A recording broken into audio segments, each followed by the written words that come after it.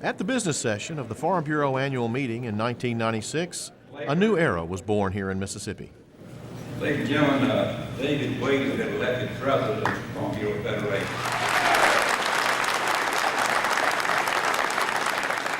Mr. Waide's goals when elected were to further strengthen the organization's already powerful voice in the Mississippi legislature and to raise its visibility and clout in the regulatory field. The most pressing thing, I think, at this point is to get this pesticide licensing straightened out. That is something to me that is critical that we get done in the next 10 to 15 days if it's possible. U.S. farmers are subject to regulations that are a lot more restrictive than most nations.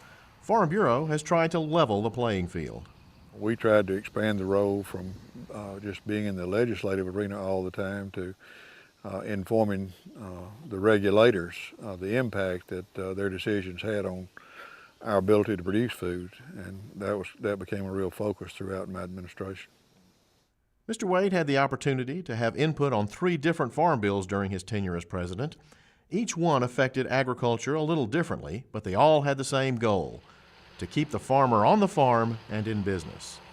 You've got a lot of variables when you're involved in agriculture, not the least of which is weather. And nobody knows what the weather's going to be like when you go purchase your seed or your fertilizer, your fuel, your input cost on a crop. And you certainly don't have any assurance of making an average crop. It's in agriculture, the years and the production is cyclical. Some years you do well, some years you don't make as much. And so if you look at it, or at least I've always tried to look at it over a 5-year period, if you can be profitable 3 out of 5 years, you can probably stay on the farm. You'd like to be profitable every year, but given all the factors that are against you at times, it's just not possible to do that. So if we can maintain profitability, though, we can also maintain a food supply that the consumer can expect to have as a reasonable expectation, that safe, abundant food supply that we talk about. And given the programs that we've got in place now, I think it's really brought us to a point that maybe we wouldn't be as a country, because had we not had domestic agriculture, I think we'd be in the same situation we are with the energy situations, where we're dependent on some foreign country, and in most cases, countries that don't even like us. In 2005, the most devastating hurricane to ever hit the United States mainland smashed straight into Mississippi. It wiped out most of the Gulf Coast and much of South Mississippi agriculture. But some positive things did come from Katrina through the efforts of Farm Bureau. Katrina had no mercy. It took miles of fences down, and it took a lot of dozer work and a lot of brace posts and regular fence posts, line posts, to put those fences back so cattle couldn't just roam freely. And that, I think, was a great tribute to the farmers in Mississippi and to the farmers everywhere in the nation that were willing to give of their time and their monies and their resources to see that those that were just totally annihilated during Katrina were able to stay in business and to make a comeback. Fuel was a precious commodity during the aftermath of Katrina. Farm Bureau led the efforts to get fuel to farmers. We were able to get, I don't know how many transport loads we ended up getting, somewhere around 20, 25, I think, that we were able to get and to distribute to the people that were not able to get it. Most of the terminals were supplying the emergency responders and the military, and it was just impossible because we had long lines at fuel pumps everywhere. And I think Farm Bureau played a big role in trying to keep people that had some part of their production left, either in dairy or in poultry or in swine, where they were confined to animal feeding. We managed to keep generators running to keep power to their production facilities, and ultimately really reduce the number of head of livestock that would have been lost had we not been able to do that. Increasing the visibility of agriculture with the general consumer has been one of Mr. Waide's priorities. One of the ways that this has been accomplished was the switch from a tabloid newspaper to a slick, full-color magazine as a way to tell about Mississippi agriculture. One of the things that we were doing was we were just printing a tabloid newspaper, and we had good information in newspaper, but unfortunately it was not getting read by the membership.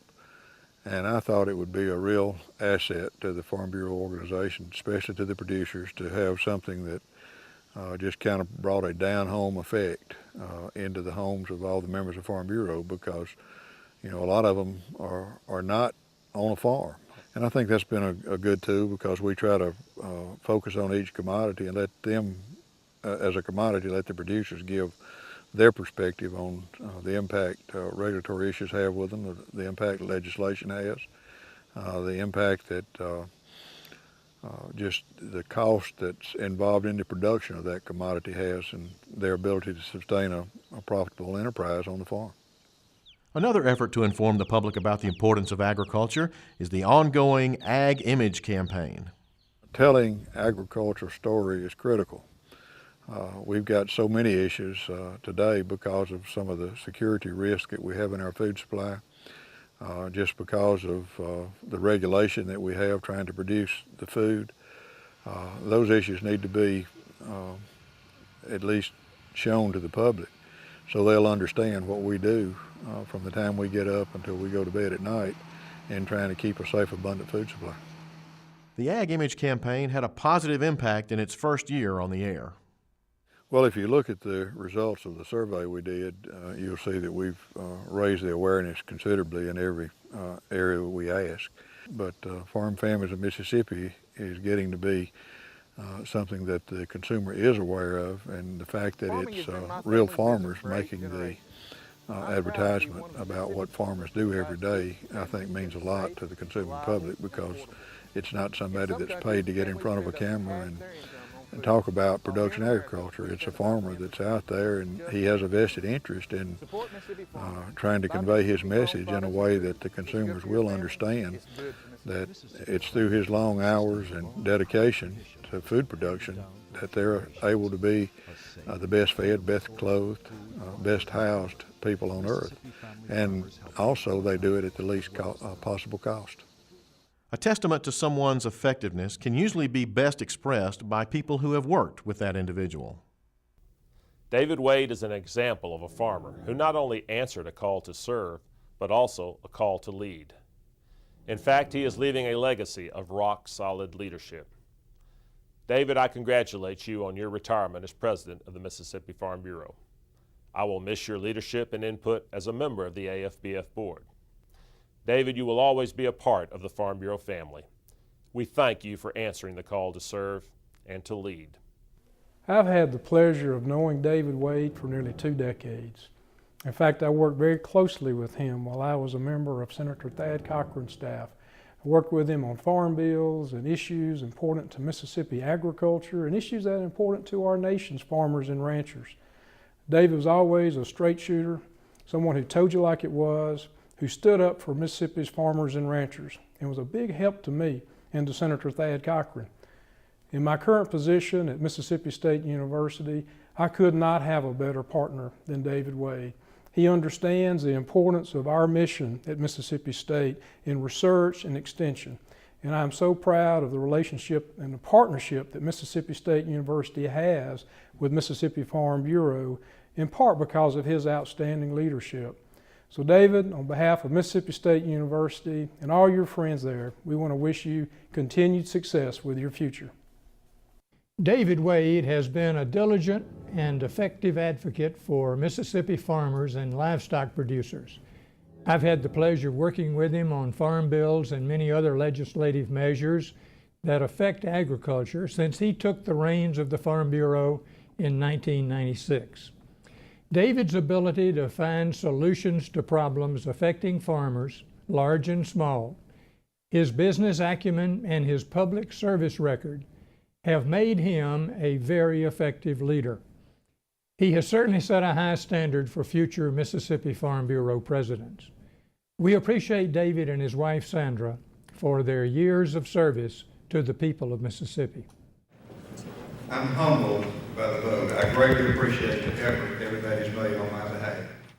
Well, it's the greatest honor I've ever had, and I can assure you I'll ever have. There's nothing better than just representing farmers.